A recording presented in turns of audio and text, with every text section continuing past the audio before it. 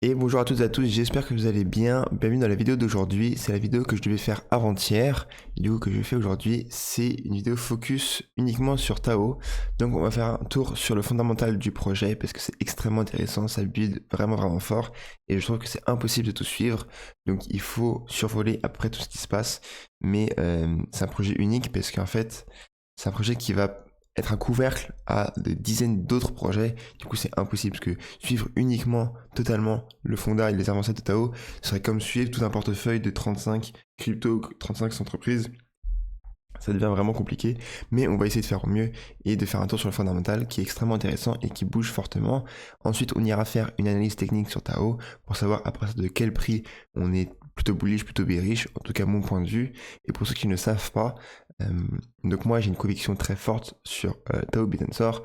Mon scénario de base pour ce bull run là, ce serait qu'il aille dans le top 10 et mon meilleur scénario, ce serait comme le titre de la vidéo le dit, ce serait qu'il aille dans le top 5. Donc généralement quand tu fais des prévisions, tu fais un scénario de base, un best scénario, best case scénario et un worst case scénario.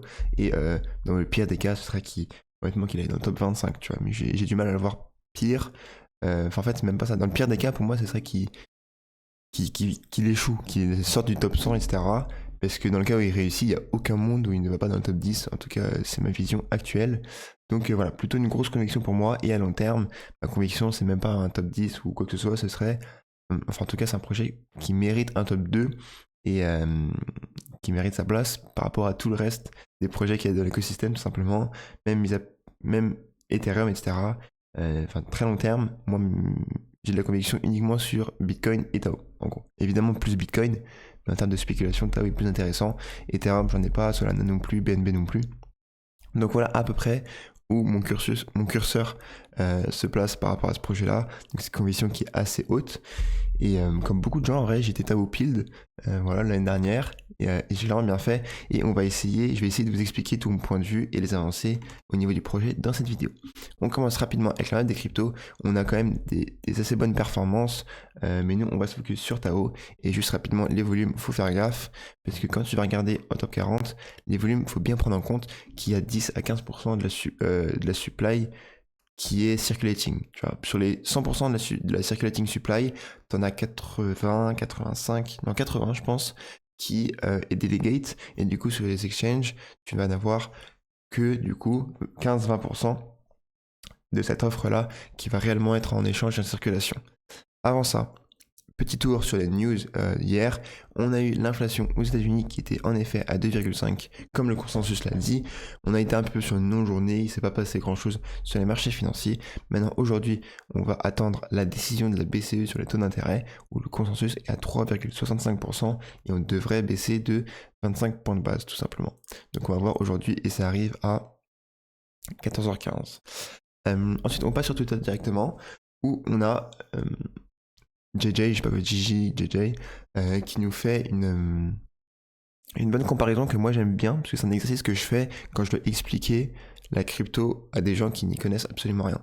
En fait, dès le début, je leur demande s'ils veulent apprendre en détail ou rapidement, parce que si je commence à leur expliquer dans le détail vraiment profondément, alors que les mecs ils s'en branlent et ils voulaient juste une explication rapide, ben, je vais les perdre au bout de 10 secondes, tu vois.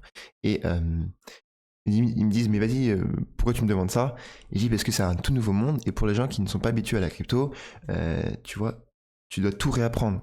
Un compte bancaire, je passe un wallet, ton mot de passe de compte bancaire, bah, ça va être ta clé privée. Un exchange, c'est avec une banque. Enfin, pour chaque élément traditionnel, tu vas avoir d'autres éléments plus complexes et différents dans le Web3 et dans la crypto. En gros. Et j'ai à peu près cette même comparaison que ici. Et tu l'as aussi sur Bitensor. En fait, les comparaisons, c'est les mineurs, c'est les développeurs dans l'entrepreneuriat traditionnel. Tu vois, les développeurs, ça va être les mineurs, c'est eux qui travaillent, c'est eux qui produisent, c'est eux qui codent. C'est les têtes en vrai. Ensuite, les startups, ça va être les subnets. Ça, c'est une bonne image où Bitensor, chaque subnet, c'est une startup, c'est une entreprise. Tu performes pas, tu sors. Enfin, pour l'instant, l'idée c'est ça, mais c'est pas complètement vrai pour l'instant. Et ça le sera bientôt. Mais comme une startup, tu vois, t'arrives plus à lever tes fonds, t'arrives plus à gagner d'argent. Bah, t'as brûlé ta première année pour faire tes preuves. Tu dois sortir, tu vois. Startup Equity, c'est les subnet tokens, donc les DTAO, pardon, les dynamiques TAO qui vont arriver. Je vais vous expliquer ce que c'est juste après pour ceux qui n'ont pas suivi. Ensuite, le cash, le capital, le token Tao, toute l'utilité du jeton. Et ensuite, les venture capital et les hedge funds, c'est les validateurs qui vont juger le travail qui est fait. Ensuite, rapidement, pour les dynamiques Tao, c'est la grosse mise à jour qui devrait arriver avant la fin de l'année. Ça va être les subnet tokens, ou je sais pas si je peux vous montrer ça parce que j'ai pas préparé là un article. Je sais pas. Je vais rester là-dessus. Ça va être une grosse mise à jour qui, selon moi, va avoir autant d'impact que l'arrivée des subnets sur Tao. Donc les Tao, les subnets, ils sont arrivés en octobre de l'année dernière. Et si vous regardez, c'était juste avant le gros pump ici, parce que le projet est passé d'un projet bébé à un ado. Tu vois, c'était pas encore un adulte, mais c'est devenu un ado. Et l'utilité du projet est née de l'arrivée des subnets. C'est là où vraiment le projet a pris un autre ordre de grandeur, par exemple. Et avant la fin de l'année actuelle, 2024, une mise à jour devra arriver qui s'appelle Dynamic Tao, où chaque subnet aura sa propre pool entre son subnet token et les Tao. Donc, par exemple, le subnet, on va regarder tout de suite. Prenons un où je connais la lettre grecque. Je connais pas très bien l'alphabet grec. Bêta, voilà. On va prendre le subnet 2, où son truc c'est bêta, je pense. Donc lui, il va avoir une pool entre les bêta et les Tao qui va tendre vers le ratio de 1 pour 1. Mais en gros, pour faire rapidement, actuellement, pour stake, pour déléguer ces Tao, les gens comme vous et moi, on va passer par validateur, on va déléguer un validateur qui lui fait le job et nous, on n'a aucune idée de ce qu'il fait. On a après une idée, mais en gros, on n'a pas notre mot à dire. On n'est pas d'accord, on va retirer nos Tao, on peut les mettre ailleurs, mais on peut pas lui dire, tiens, je te file ça, mets-le sur le subnet bêta, sur le subnet 10 et 15, parce que je les aime bien, et c'est ceux vers lesquels je crois le plus, par exemple. Cette nouvelle mise à jour-là, ça va nous permettre d'investir nos Tao, de supporter le réseau nous-mêmes, sans passer par les validateurs, bien qu'il y en aura encore. Mais moi, si je veux faire all-in sur le subnet 2 bêta, parce que j'y crois, alors, c'est pas une bonne idée, hein, mais parce que j'y crois de ouf, etc., ben, je vais acheter que des bêtas, et je vais attendre quelques mois que le ratio bêta-Tao s'apprécie, si vous me suivez, et ensuite à la fin, je vais les revendre contre des Tao. Donc c'est un investissement dans un investissement, c'est Inception. Mais en gros, voilà, donc si bêta aura surperformé les autres subnets, ça veut dire qu'il y aura eu de plus en plus de stake qui sera allé sur le subnet là, et du coup, les bêtas se seront appréciés par rapport à Tao. J'espère que vous m'avez suivi, et du coup, c'est comme ça que chaque retail, chaque individualité pourra faire sa délégation sur plusieurs subnets. Ça va décentraliser toute la chose, et tout ça, ça va venir résoudre le problème de gens qui ont trop de pouvoir encore dans le réseau, qui ont un validateur, un mineur et un subnet, parce qu'eux ils font ce qu'ils veulent. C'est que t'es le juge, t'es l'accusé, et t'es le je sais plus quoi l'autre, comment on dit. En gros t'as tout, donc c'est trop facile, parce que t'as ton propre subnet, si t'as un validateur, bah tu vas t'attribuer des Tao sans avoir besoin que tu fasses quoi que ce soit. Et ensuite, tu vas te prendre des coms de partout, donc tu te gaves. Et là, il y a des gens qui se gavent depuis 2 ans. Le jour où tu as les 10 Tao, c'est plus pareil. Parce que les gens comme moi et vous, on va voir que le mec il se branle et on va pas lui donner de Tao, tu vois, parce qu'on va les perdre sinon. Il y aura un monde où on va pouvoir perdre nos Tao stakés. Se perdre, c'est pas comme si c'était volé, mais il y a un monde où je mets 100 Tao à stake sur un certain subnet, et 3 mois après, je n'ai plus 100, j'en ai 80. Donc je vais faire gaffe avec mes 100 Tao. Voilà rapidement pour la grosse mise à jour qui va arriver. Ensuite, on a un nouveau validateur que je connaissais pas, qui a pop-up il y a quelques jours, qui te permet de toucher cette mise à jour avant qu'elle soit live. Donc, tout celle que je viens d'expliquer, je ne l'ai pas encore fait, il faut le dig, parce que même si ça a été validé par plusieurs personnalités que je connais depuis longtemps, que je crois dans l'écosystème, il faut quand même dig, comprendre comment ça marche, comment est-ce qu'ils ont pu faire ça, etc. Donc ça prend un petit peu de temps. Donc encore, je ne l'ai pas encore testé, mais c'est donc là, tu mets le net UID de chacun de ton subnet et tu mets le pourcentage que tu veux attribuer à ce subnet-là. Donc c'est très puissant. En fait, c'est les dynamiques Tao avant la mise à jour, avant l'heure. Donc très très intéressant. C'est un site internet. Donc voilà, c'est le premier validateur allow validators to vote their stake à choisir. Ensuite, ils ont un kickback, ils redistribuent les rewards du validateur. Pour l'instant, c'est 80% de ce que le validateur prend. Et ben, il le redistribue et il y aura un halving de ça tous les 100 000 blocs. Mais bon, bref, après, c'est un détail. Et donc, leur site est intéressant et moi, je vais continuer à le dire clairement. Ensuite, il nous faut un tweet qui dit que since OpenTensor, OpenTensor, c'est la fondation Bitensor, a publié une mise à jour de la child hotkey. On va regarder ce que c'est juste après. Et ils ont attribué 10% sur tous les subnets, sauf le subnet 0 et le subnet 18. Il me semble que subnet 18 c'est Corcel et subnet 0 c'est Root. On va voir tout de suite. 18. Ah, c'est Cortex, c'est ça. C'est ça, c'est sûr. Donc je pense que c'est parce qu'il en a déjà trop. On a travaillé avec beaucoup d'efforts pour setup des machines pour valider sur tous les subnets de Bitensor. Avant le support de l'Open Source Foundation, on avait seulement 22 subnets et on a maintenant 33 et on travaille fort dessus.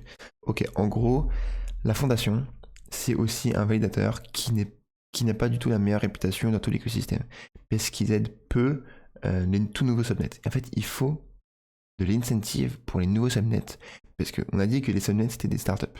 Si la startup, tu lui promets pas de gros gains et tu l'aides pas au début en lui fournissant un petit peu de fonds, une petite levée de fonds, tu vois, la startup elle se lance pas. OpenAI ça se lance pas, toutes les applications elles se lancent pas, enfin c'est pas possible. Et du coup, Tensor, c'est de mémoire le plus gros validateur, je crois, qui gère le plus de Tao et qui aide le moins les tout petits subnets et les nouveaux subnets. Parce qu'en fait, c'est un travail qui continue. La fondation, elle doit développer le protocole. Enfin, ils font un job monstre, hein, forcément, ils sont excellents. Mais tous les jours, tu dois suivre les nouveaux subnets qui arrivent, tu dois gérer ton rôle de validateur, tout simplement, et c'est très compliqué. Ils avaient eu quand même pas mal de critiques là-dessus. Et à cause du hack qu'il y a eu en juillet, et c'était juste ici, c'était pas ce bottom-là, c'était juste celui-là, qui était extrêmement intéressant. Il y a eu un hack de 8 millions de dollars sur Tao. La blockchain a été halt pendant 4-5 jours. Enfin, c'est assez compliqué.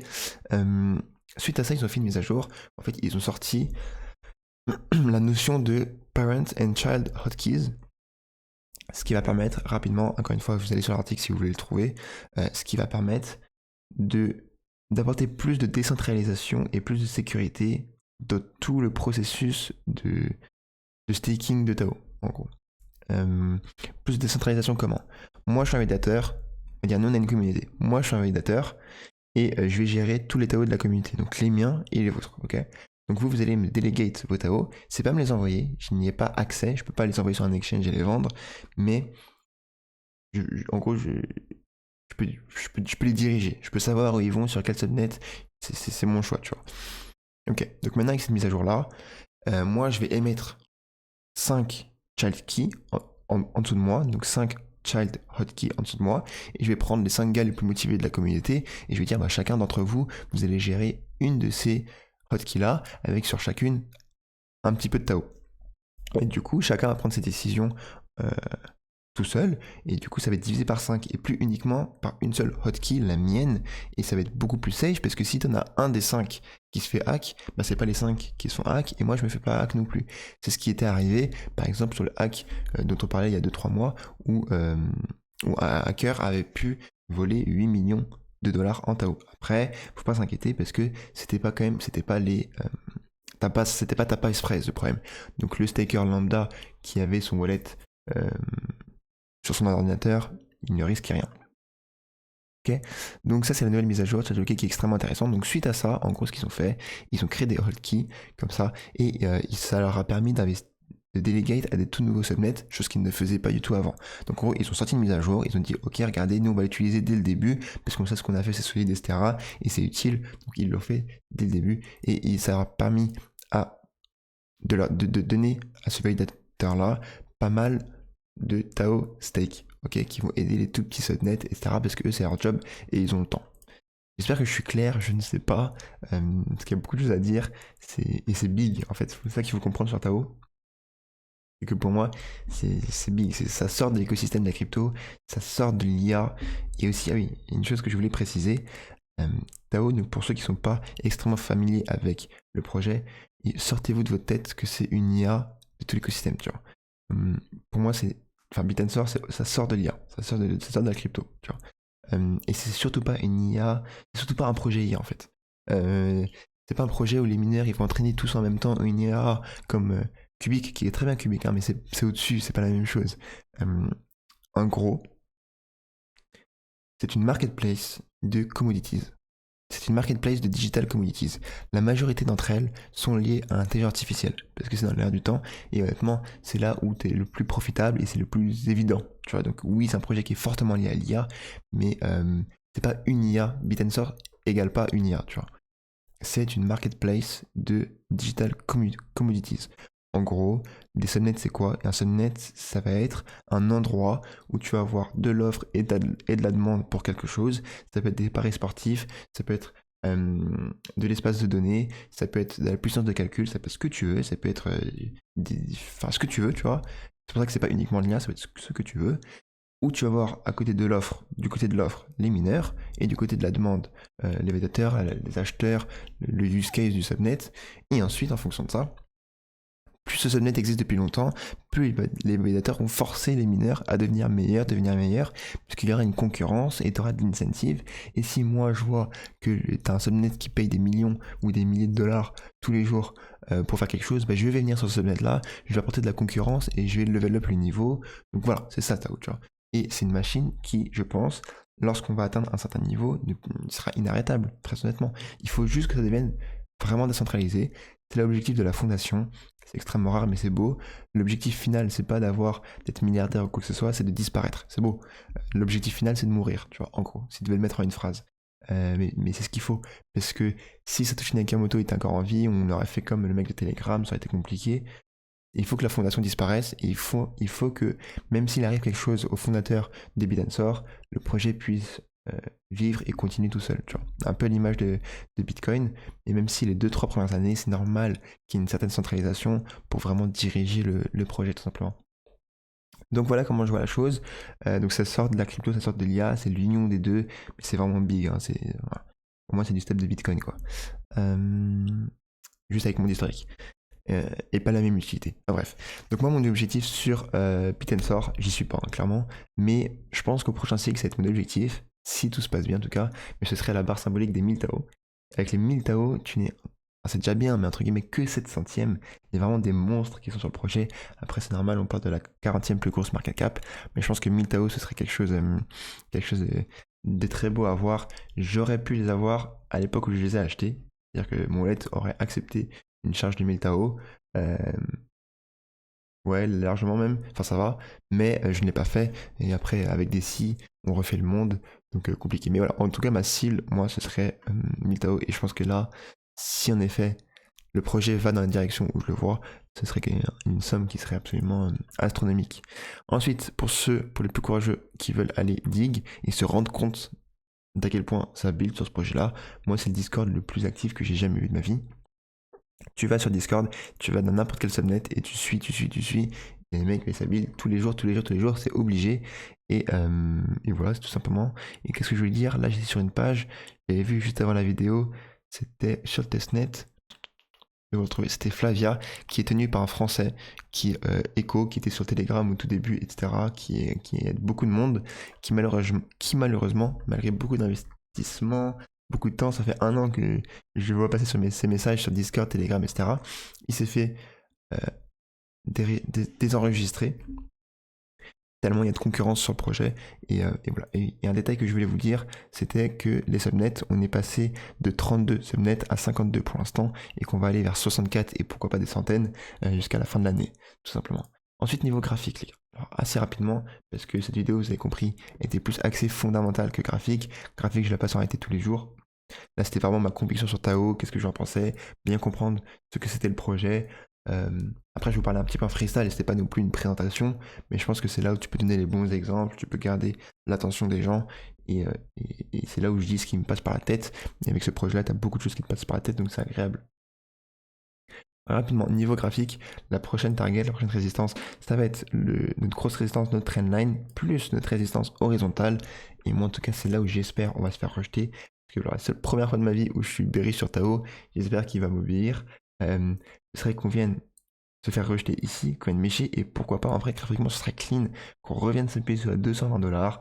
Hop là, jusqu'à pourquoi pas fin septembre. Et ensuite qu'on fasse comme ici. Et qu'on explose. Et qu'on aille vraiment chercher des nouveaux étages. Pourquoi est-ce que j'espère qu'il baisse? Je ne vous ai pas préparé la page, il n'y a pas besoin en réalité. C'est parce que j'avais plusieurs trades sur Tao. Moi, j'ai pris des trades 1 à 173, 1 à 220, donc juste au niveau de cette boîte verte, et 1 à 260, qui va être juste ici au niveau de ce support-là. J'ai pris 3 trades ici. Celui-là, c'était le plus petit, et ces deux-là, ils étaient gros, la même taille. Donc là, j'ai mis 10 000$, levé x3, 2 fois. Parce que c'était pendant la crise du Japon. parce que en fait achète du sang même quand c'est le tien. Moi les gars j'étais en sang de ouf, plus que n'importe qui, parce que la majorité de mon bac c'était du Tao. Ma plus grosse position c'est Tao, et Tao depuis mars ça a clairement sous-performé. On est passé de la 25e place à la 50e. Donc on a fait que sous-performer, et ici c'était pareil. Donc c'était compliqué d'acheter parce que je m'étais fait trucider vraiment mon head qui a fondu. Mais il faut quand même acheter quand tout le monde vend. Tous les indicateurs ils étaient en survente. Lorsqu'il y a des crises comme ça, sauf quand c'est une guerre mondiale, ça va se relever, tu vois. T'as pas un pire selling climax que pendant une crise où tout le monde panique. T'as tous les trous, enfin, désolé, mais tous les trous sur Twitter qui te disent allez, je vends mes positions en spot après une correction de 6 mois parce que s'il peut y avoir une réaction en chaîne. Enfin, c'était comme FTX. Donc, bref, voilà. Ça, tu vends. Et du coup, moi, j'ai pris des effets de levier ici pour rattraper une partie des Tao que j'ai perdu, en tout cas que j'ai vendu au niveau des 660, 620, 660, que j'ai vendu pour acheter d'autres cryptos. Tu vois, parce que mon bug Tao était vraiment gros par rapport au reste. Du coup, j'ai pris des profits sur Tao, j'ai attendu un petit peu, et ensuite je les ai replacés, pas sur Tao, parce qu'il était encore assez élevé, mais sur d'autres projets qui me passaient sous la main à droite à gauche. Et ce qui était bien, c'était un bon move. Mais du coup, mon bug Tao, il s'est vraiment rapt ici, et j'ai pris des effets de levier pour compenser ça, malheureusement. Donc, lorsqu'on était à 360 là, ah oui, et deuxième chose, moi ces trades-là, je vais les garder pendant des semaines, voire des mois, tu vois. Sinon, je les aurais coupés, enfin, je les coupais aux alentours d'ici. Au moins, j'aurais mis des stop loss, parce que j'y ai pensé, mais je me suis bien dit, ma décision, c'est de garder ces trades, entre guillemets, comme si c'était du spot. Vraiment 3, 4, 5 mois, tout simplement. Mais là, ce que j'étais ici, au total, je vais être à 40, 54 PNL, donc un truc de ouf. Ok.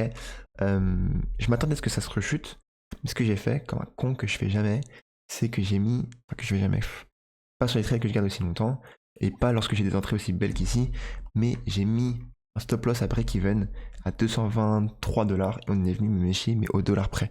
Ça fait chier. Du coup, j'ai un de mes trades, donc celui-là, qui est désactivé, qui est plus en jeu. J'ai beaucoup moins de leverage sur Tao, c'est plutôt dommage, et c'est pour ça que j'espère qu'il va redescendre pour pouvoir reprendre une position, parce que je compte dessus pour accumuler plus de Tao fin d'année ou début de fin d'année prochaine, tout simplement. Voilà. Donc voilà les gars, et qu'est-ce que je vais vous dire, si tu fais une extension de Fibo, je l'ai pas fait ici, mais l'objectif c'est entre les 1006 et les 2000 $, et clairement ça semble possible. Pour les Elliotistes, je n'en suis pas un. Mais c'est intéressant parce qu'on peut se dire que ça fait 1, 2, 3, 4, 5. On est en train de finir notre correction de 2. Mais clairement, en tout cas, moi, pour la fin de l'année, je l'imagine comme l'année dernière. C'était juste ici. Une grosse explosion, une grosse surperformance du projet. On a 10 TAO qui arrivent. On a tout. Et ce projet est juste mieux que les autres, honnêtement. Du coup, voilà les gars pour mon avis. J'espère que ça vous a plu. Et je vous souhaite une excellente journée. Et je vous dis ciao ciao.